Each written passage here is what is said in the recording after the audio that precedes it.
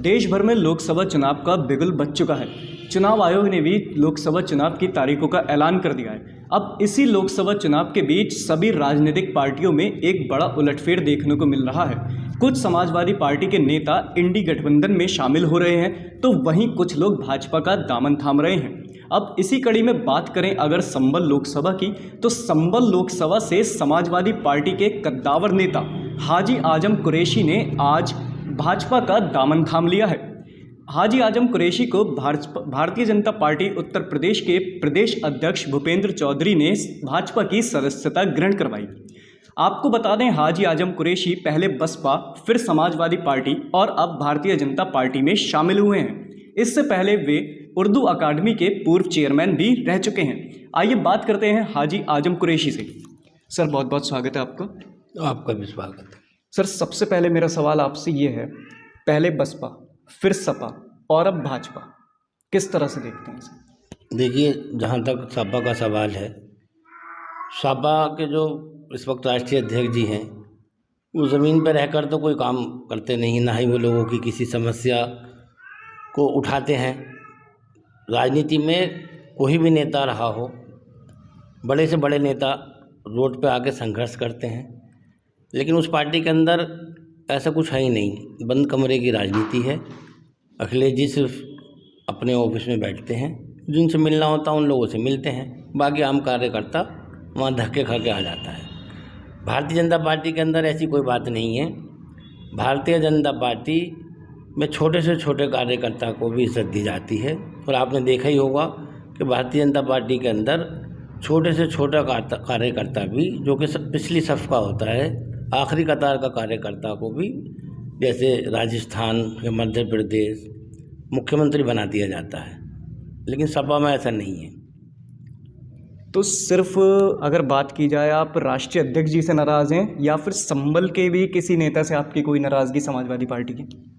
ये मेरी किसी से कोई नाराज़गी नहीं है, और राजनीति किसी को खुश करने के लिए या नाराज़गी की वजह से नहीं की जाती है, बल्कि राजनीति एक सेवा है, लोगों की एक खिदमत है, और लोगों की खिदमत करने का इस वक्त यही मौका है कि भारतीय जनता पार्टी में रहकर हम अपनी बात को, मुस्लिम समाज की बात को, अल्पसंख्यक की बात को हम अच्छे तरीके से भारतीय जनता पार्टी के जो बड़े नेता हैं उनके सामने रखें। इसीलिए मैंने भारतीय जनता पार्टी आज ज्वाइन की है। आप मुस्लिम समाज की बात कर रहे हैं, लेकिन समाजवादी पार्टी और बहुजन समाज पार्टी दोनों ही मुस्लिम हितैषी मानी जाती हैं, और भारतीय जनता पार्टी को मुस्लिम विरोधी पार्टी कहा जाता है। तो आप किस तरह से देखते हैं कि आप मुस्लिम समाज का सपोर्ट करेंगे भारतीय जनता पार्टी में रहकर? देखिए, हर पार्टी का अपना अपना एक एजेंडा होता है। समाजवादी पार्टी का अपना एजेंडा है, बहुजन समाज पार्टी का अपना एजेंडा है, भारतीय जनता पार्टी का अपना एक एजेंडा है। भारतीय जनता पार्टी एक राजनीतिक पार्टी है, कोई धार्मिक संगठन नहीं है। इसलिए मैं समझता हूँ कि हम लोगों को भारतीय जनता पार्टी के साथ जुड़ना चाहिए, तभी हमारी जो दिक्कतें हैं, परेशानियाँ हैं, वो तभी दूर होंगी, तो हम अपनी बात को भारतीय जनता पार्टी के जो बड़े नेता हैं या जो संगठन हैं या सरकार के सामने पेश करेंगे। आपके भारतीय जनता पार्टी में आने के बाद आपको ऐसा लगता है कि आपको मुस्लिम समाज का विरोध देख झेलना पड़ेगा? नहीं, इसमें विरोध की तो कोई बात ही नहीं। भारतीय जनता पार्टी के अंदर तो जो भारतीय जनता पार्टी को बनाने वाले थे, उनमें से एक बड़े नेता हमारे सिकंदर बख्श जो कुरैशी थे, दिल्ली के रहने वाले थे, वो भी रहे। उसके बाद आरिफ मोहम्मद खां भी रहे, मुख्तार अब्बास नकवी भी रहे, सैयद शाहनवाज हुसैन भी रहे। एक बड़े जर्नलिस्ट रहे थे एम.जे. अकबर, वो भी भारतीय जनता पार्टी में रह के मंत्री रहे। नजबा हेपतुल्ला जो डॉक्टर अब्दुल कलाम जो हमारे स्वतंत्रता सेनानी थे, उन्हीं की नवासी लगती थी, वो भी अल्पसंख्यक मंत्री कैबिनेट सेंट्रल में रही हैं। तो इसमें विरोध की कहाँ बात है? ये कोई धार्मिक संगठन तो है नहीं जो कोई किसी का विरोध करेगा कि मुसलमान हैं बीजेपी में क्यों चले गए, या बीजेपी के हैं तो जमात इस्लामी में क्यों चले गए। वो सब एक धार्मिक संगठन होते हैं, ये तो एक राजनीतिक पार्टी है। इसी नियत से, इसी जज्बे से मैं इस पार्टी के अंदर आया हूँ कि भारतीय जनता पार्टी के अंदर रहकर जो अल्पसंख्यकों के काम ना हो रहे हों, उन कामों को कराया जाएगा। और कोशिश की जाएगी कि भारतीय जनता पार्टी के साथ लोग जुड़ें और इस बार संभल की लोकसभा में परमेश्वर लाल सैनी को जिताएं और तभी इस संभल का विकास होगा। अब सरकार अगर मान लीजिए भारतीय जनता पार्टी या एनडीए की आती है और दूसरी पार्टी का यहाँ से कोई विपक्ष का जीत भी जाता है तो वो क्या काम करेगा? काम तो वही करेगा जिसकी सरकार होगी। एनडीए की सरकार आ रही है, ये सभी को मालूम है। तो ऐसे में मैं समझता हूँ परमेश्वर लाल सैनी जो कि सर्व समाज के एक हितैषी हैं, सबको एक निगाह से देखते हैं।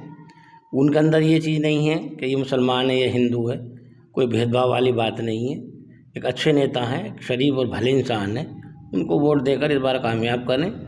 और संभल जो पिछले कुछ वर्षों में, बल्कि मैं कहूँ 50-60 सालों में, जो दो खानदानों के बीच में एक राजनीति सिमट के रह गई और विकास की तरफ किसी का कोई ध्यान नहीं गया। बीजेपी का कैंडिडेट है तो उसको कह रहे ये तो हिंदू है, ये बरसाब का है तो ये इकबाल का है। ये जो छोटे लेवल की यहाँ पॉलिटिक्स होती रही है, परमेश्वर लाल जी के जीतने के बाद में ये ख़त्म हो जाएगी और संभल का विकास होगा। संभल लोकसभा से परमेश्वर लाल सैनी को मुस्लिम वोट दिलाने में आप चुनाव लड़ा रहे हैं उन्हें, तो किस तरह से आप मुस्लिम वोटरों को लुभाएं, मतलब बात करेंगे कि वो बीजेपी की तरफ आकर्षित हों, दूसरे दलों की तरफ ना जाएं? देखिए, परमेश्वर लाल सैनी की खुद जो शख्सियत है, मैं आपको बता दूं, पिछले लोकसभा चुनाव में भी उनकी हार का कारण कोई उनकी कमी नहीं रही थी, बल्कि महागठबंधन जो मायावती जी का और अखिलेश जी का हुआ था वो कारण रहा था। और इसके बावजूद उनको जो कुंदर की विधानसभा है वहाँ से 24,000 वोट मुस्लिम मिला था बरसाब के सामने। और जहाँ तक मेरी बात है, मेरे जो वोट हैं वो मेरी अपनी जात के वोट हैं। जब मैं ऐसे समझ लो कि ऐसी पार्टी से लड़ा था जिसका यहाँ कोई वजूद नहीं था, उस वक्त भी मैंने हज़ारों की तादाद में वोट पाए थे। मैं दावे के साथ ये कह सकता हूँ कि जितना वोट मैंने लिया था उससे ज़्यादा वोट मैं परमेश्वर लाल सैनी जी को दिलाऊंगा और ये साबित करेगा बूथ। मैं करता हूँ बूथ की राजनीति। मैं जब वोटिंग होती है तो मैं छोटे छोटे इलेक्शन को भी बूथ पे जाके लड़ाता हूँ। आप देखना इस चीज़ को, और लोगों ने देखा भी होगा पिछले 25 सालों में कि जहाँ पोलिंग स्टेशन है उसके बाहर बैठ के अपने सामने वोट पड़वाता हूँ। चाहे नगर पालिका इलेक्शन हो, चाहे MLA हो, चाहे MP हो। मैं जितने मुझे वोट मिले थे उससे ज़्यादा वोट परमेश्वरी जी को संभल विधानसभा में से दिलाऊंगा।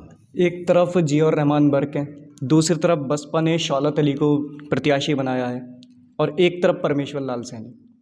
तीनों में किस तरह की टक्कर आप देखते हैं? देखिए, मुकाबला तो भारतीय जनता पार्टी और समाजवादी पार्टी का है।